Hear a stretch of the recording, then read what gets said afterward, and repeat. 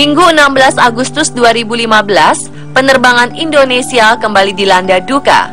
Pesawat Trigana tipe ATR 42-300 dengan rute Jayapura Oksibil mengalami kecelakaan di distrik Okbape, Kabupaten Pegunungan Bintang, Papua. Pada saat pesawat dikabarkan hilang, penduduk di sekitar lokasi pesawat hilang memang mengatakan bahwa cuaca sangat buruk, awan hitam, dan angin berhembus kencang di Pegunungan Bintang. Tapi apa sebenarnya menyebabkan pesawat Trigana Air jatuh? Dan mengapa pesawat sering jatuh di daerah pegunungan?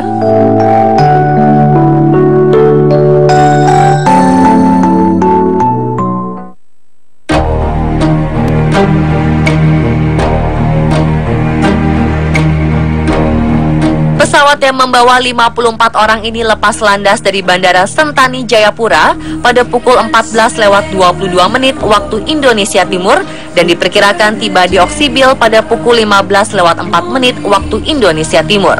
Namun ketika pihak menara Bandara Oksibil mencoba melakukan kontak dengan pesawat pada pukul 15 waktu Indonesia Timur, tidak ada jawaban dari pilot. Pada pukul 15:30 waktu Indonesia Timur, sebuah pesawat diterbangkan menuju lokasi sekitar hilangnya kontak pesawat Trigana. Namun hingga pukul 17:25 tidak ada tanda-tanda keberadaan pesawat Trigana Air.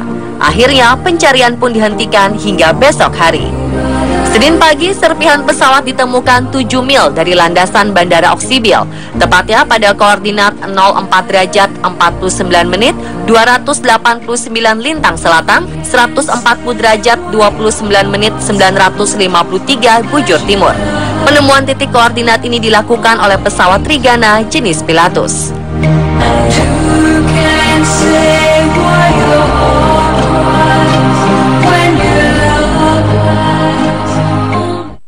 Someone give you something to help you ease the pain.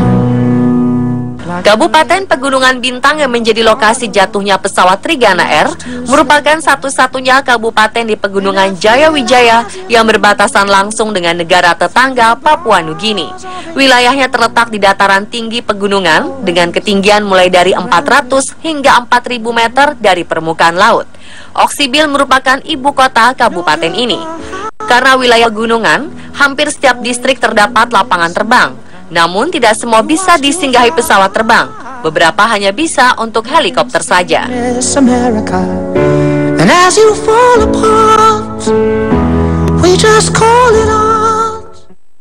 Spend all your time waiting for that second chance.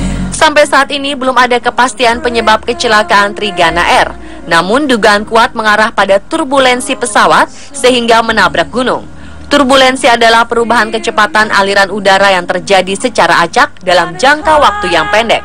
Dengan kata lain, arah dan kecepatan angin bisa berubah secara tiba-tiba. Saat angin kencang bertiup mengarah ke pegunungan, udara mengalir dari puncak gunung menghasilkan turbulensi dalam bentuk gelombang saat mencapai sisi lain gunung. Proses ini sama seperti gelombang laut yang memecah pada sisi karang yang terendam. Turbulensi ini tidak dapat terlihat jelas. Pilot dapat mengantisipasi gelombang gunung saat mereka terbang di atas gunung. Para pilot seharusnya sudah paham dengan potensi bahaya ini. Saat kondisi pesawat aman dari gelombang gunung, ada peringatan lain yakni gelombang awan lentikular.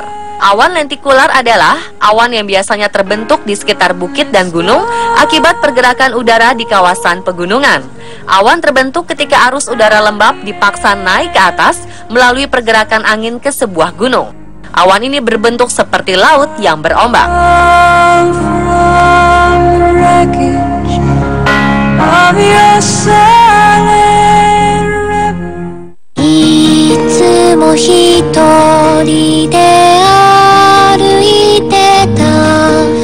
Jika pesawat mengalami turbulensi, dia bisa terbang menyimpang hingga ribuan meter.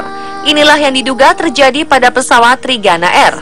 Kondisi alam Indonesia yang memiliki banyak pegunungan membuat beberapa jalur penerbangan harus melewati pegunungan tersebut dan mengalami turbulensi. Tidak jarang, kasus kecelakaan pesawat karena turbulensi dan menabrak gunung terjadi di Indonesia. Pada 24 Juli 1992, Mandala Airlines menabrak Bukit Inahau saat akan mendarat di Bandara Patimura, Ambon.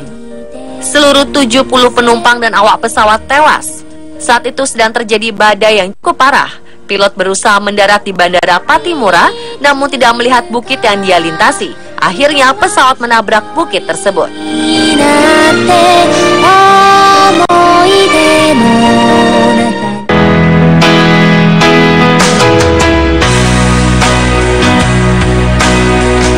Di tahun yang sama, pada 18 Oktober, Merpati Nusantara Airlines dengan nomor penerbangan 5601 jatuh pada sisi barat Gunung Papandayan. Penerbangan yang berangkat dari Bandara Ahmad Yani ini seharusnya menuju Bandara Husein Sastra Negara. Namun pesawat menghadapi cuaca buruk di sekitar pegunungan dan menabrak gunung. Pesawat meledak dan menewaskan 27 penumpang dan 4 awak pesawat.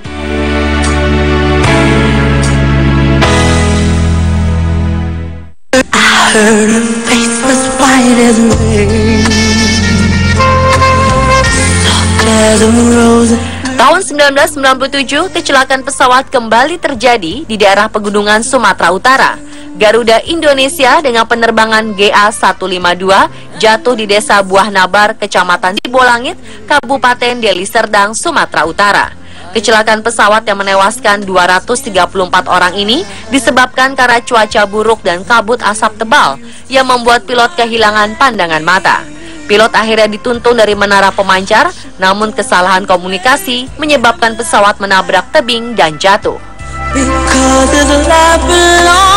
Pemirsa, manusia bisa membuat teknologi setinggi apapun, namun tetap tidak bisa melampaui alam semesta.